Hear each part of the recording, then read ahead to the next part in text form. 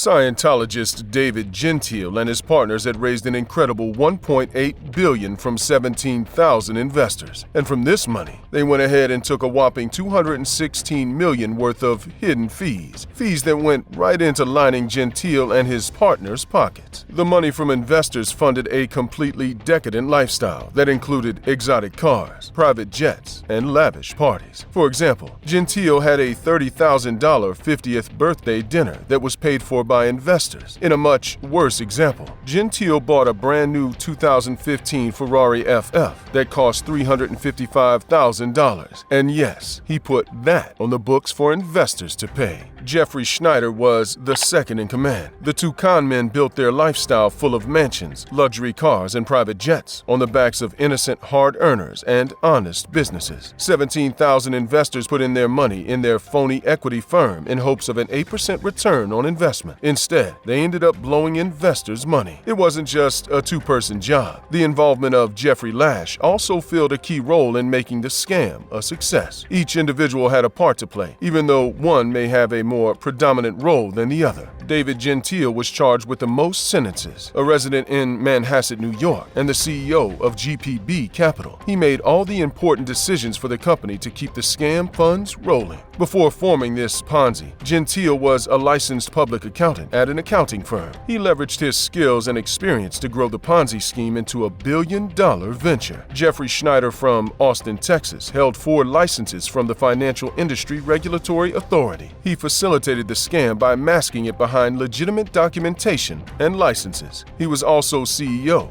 of Ascendant, a company that partnered with GPB Capital, the phony private equity fund company. He knew his way around working a business. The GPB Capital firm promised its investors 8% return on investment by securing their money into car dealerships. Jeffrey Lash, a GPB Capital managing partner and a Naples, Florida resident, was supervising their investments in car dealerships. All 3 of these Ponzi scam defendants, along with other perpetrators, were involved in defrauding investors through omissions and material misrepresentations. According to the Scientology Money Project, the private equity's formation started in 2007 when Jeffrey Schneider and David Gentile met for the first time, and things began to escalate. Around the period of 2002 and 2012, DOR Biopharma, a major pharma company, saw a future in CPB Holdings. This set the stage for David Gentile, Jeffrey Schneider, and Jeffrey Lash to come together and start one of the biggest Ponzi schemes in the country. Gentile used Jeffrey Lash's firm to contact brokers and create a false narrative behind the GPB funds, convincing brokers to tell their clients to invest in the private equity firm. They promised 8% in returns as they were putting the money in cash-flowing investments in mostly car dealerships and real estate. Of course, that was far from the truth. They held due diligence meetings and private dinners with investors, telling them how they use funds to invest in lucrative portfolio companies that generate consistent cash flow. The profits accumulated from these investments were to be distributed among the many investors sending the funds, or at least they were led to believe. But there simply weren't any profits. They were also told that their payments wouldn't undermine the invested capital. The dream set in front of misleading investors was that they could liquidate their invested capital for an incredible return or choose to receive monthly distributions as a source of passive income. Initially, the GBP funds raised capital with the help of Ascendant, Jeffrey Lash's company. The company employed workers whose only job was calling brokers and investment advisors, telling them to sell GPB funds to their clients and how their clients could benefit from the investment. Ascendant was also responsible for organizing events and seminars which glorified the fraudulent GPB funds. This collaboration between GPB funds and Ascendant was the fuel that powered a meticulously devised scam, one that raised over $1 billion.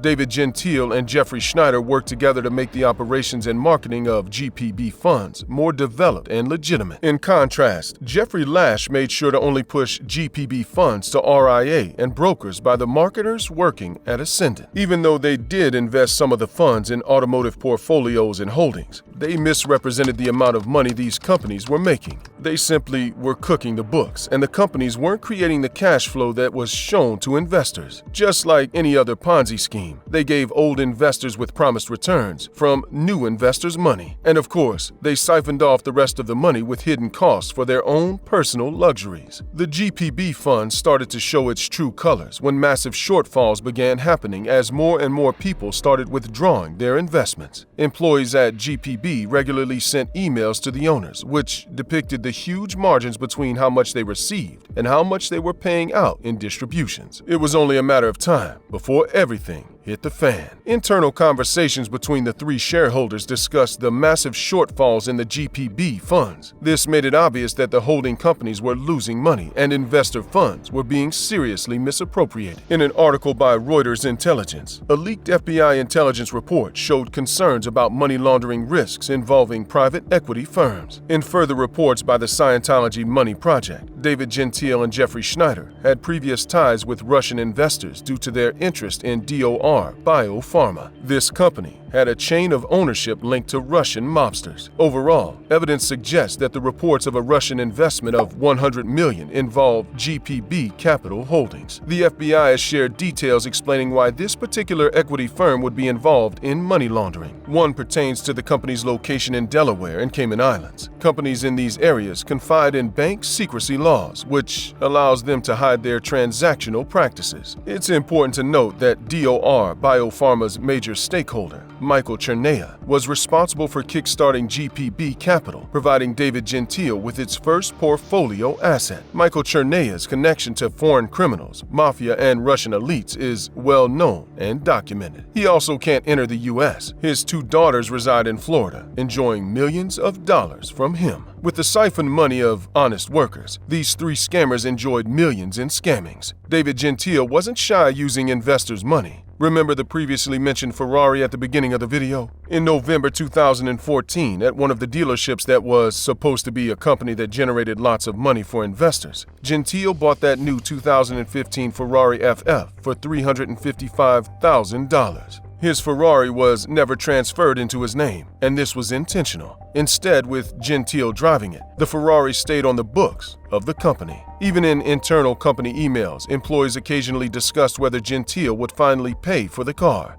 He never did. But finally, in 2017, GPB sold the car to someone else for $172,000. Needless to say, investors in the fund took the loss. If you're following along doing the math, that was a $183,000 loss that the holding company officially took. They also used investor money to make leisurely trips on private jets worldwide. Investigators also found an American Express bill titled David's 50th Birthday, priced at around $30,000, as we mentioned at the beginning of the video.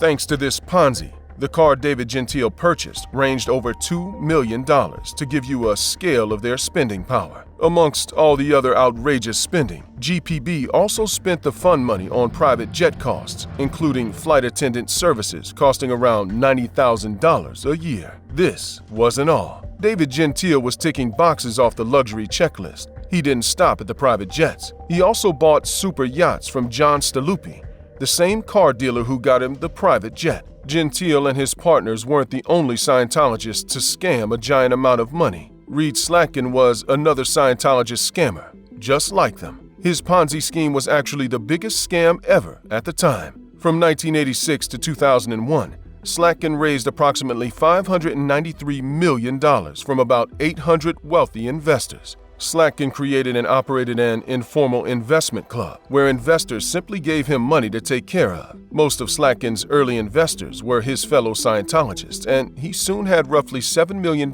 under management. Slatkin did use the money to buy and sell stocks, but in the quarterly statements he mailed out, Slatkin misrepresented returns to his investors as being 25%. This brought in more investors. He simply was paying old investors with new investors' money. But in 1993, he made a $75,000 investment in a tech startup called Earthlink, which was founded and owned by fellow Scientologist Sky Dayton. Earthlink was an incredible success and turned Slayton's $75,000 investment into $100 million.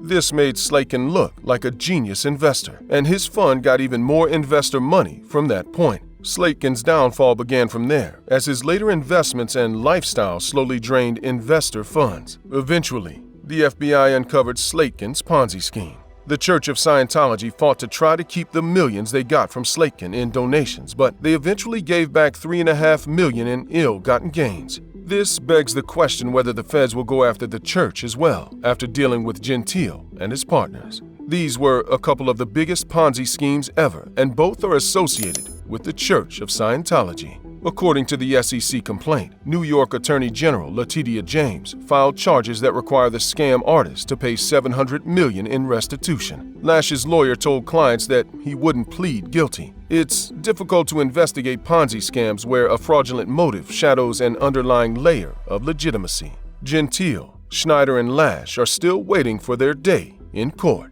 Click to watch one of these next videos and let us know in the comments section what you'd rather do: become a Scientologist and have to follow their rules, or have higher taxes.